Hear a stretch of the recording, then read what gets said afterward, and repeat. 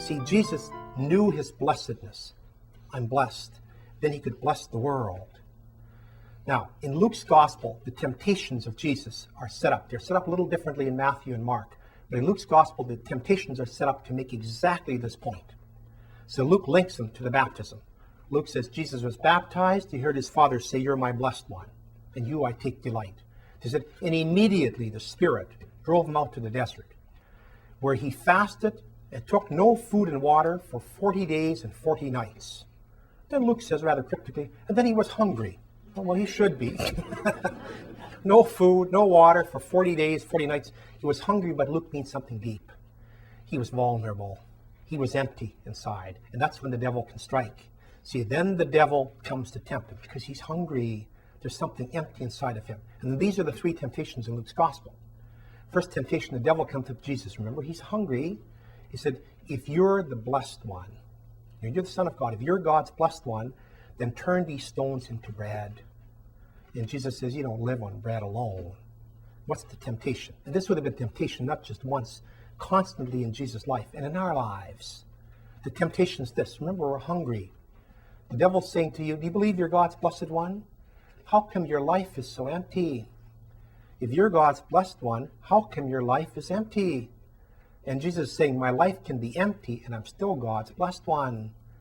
Blessedness doesn't depend on who has the most and whatever in life. So the second tact, the devil shows him the kingdoms of the world, and he says, all of these will be yours if you worship me. All this glory, temptation to glory.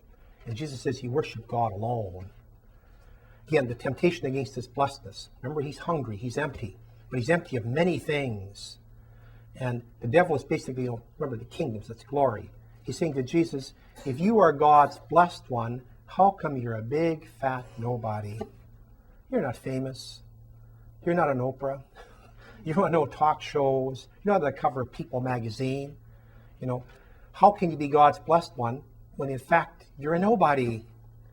And Jesus is about, you worship God alone. See, being God's blessed one and feeling our blessedness doesn't depend on who's been on David Letterman lately or won an Oscar or whatever. So the last tact is that the devil took him to the pinnacle of the temple and he said, if you're God's blessed one, throw yourself off.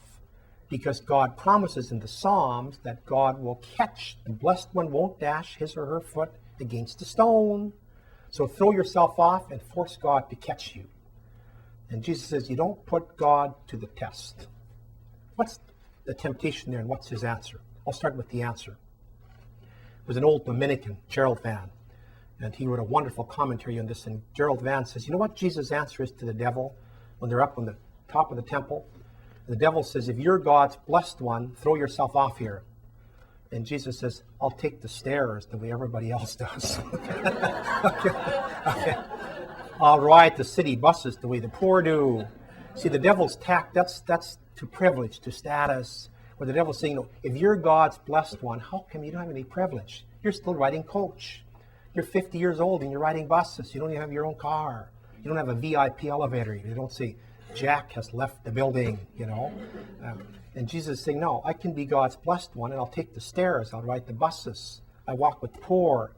See, being God's blessed one doesn't depend on who has the most, and you never appeal to privilege.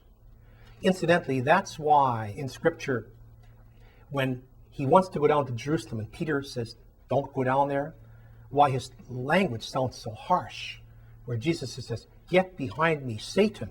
That's kind of strong.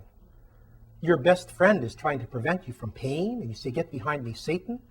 Well, first of all, to get behind me is a technical term. It's the disciple follows the master. He's telling Peter, you need to walk behind.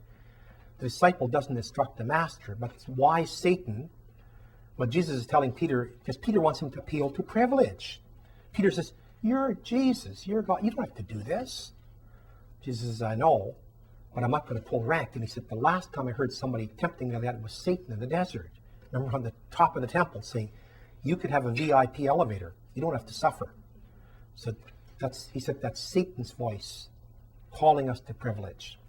Those are examples. See, that's Jesus' baptism. We're called to our blessedness.